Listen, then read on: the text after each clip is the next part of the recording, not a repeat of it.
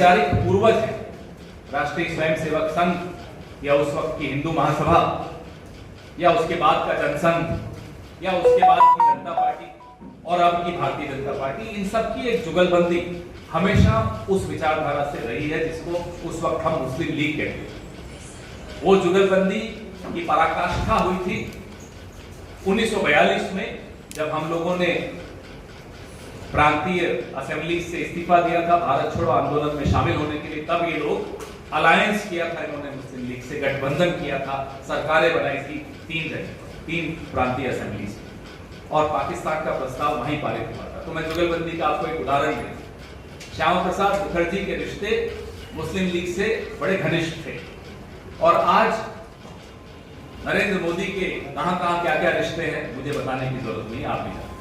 पर राशन के लिए निर्भर हो गए, ये स्थिति 10 साल में हुई, और फिर भी हम सवाल न पूछें। फिर हम सवाल पूछते तो कहते हैं शहजादा,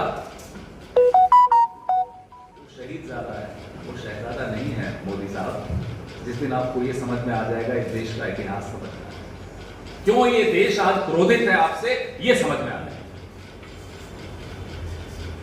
4000 किलोमीटर पसीना बहा के वो आदमी न्याय की बात करता हुआ निकला, देश को जोड़ने की बात करता हुआ निकला।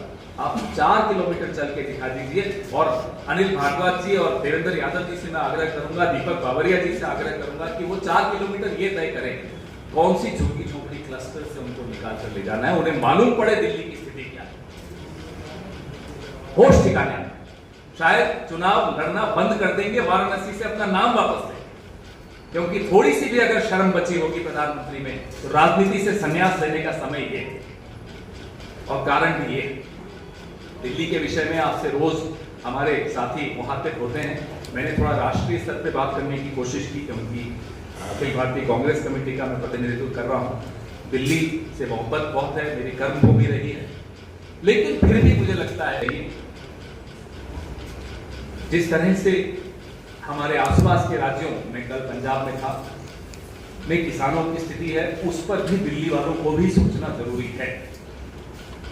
हमारे जो जवान हैं, हमारे जो किसान हैं, हमारी ये महिलाएं हैं, इन्हीं सबके वोट से गुजरात से ये 2 लोग राजधानी आए हैं। लेकिन राजधानी में जब महिला पहलवान प्रोटेस्ट करती हैं तो उन पर लाठियां बरसाई जाती है, राजधानी उनके लिए बंद हो जाती है। राजधानी में जब अग्निवीर के नौजवान आते हैं, साहब हमें 4 साल में रिटायर मत कीजिए, तो उन पर लाठियां बरसाई जाती हैं, उनको धक्के मार के राजधानी से बाहर कर दिया जाता है। राजधानी में जब किसान आना चाहते हैं तो कील बिछा दिए जाते हैं सबको। इस सब का जवाब हमें अब नरेंद्र मोदी से मांगना है, और वोट के माध्यम से इसका जवाब उन्हें देना भी है।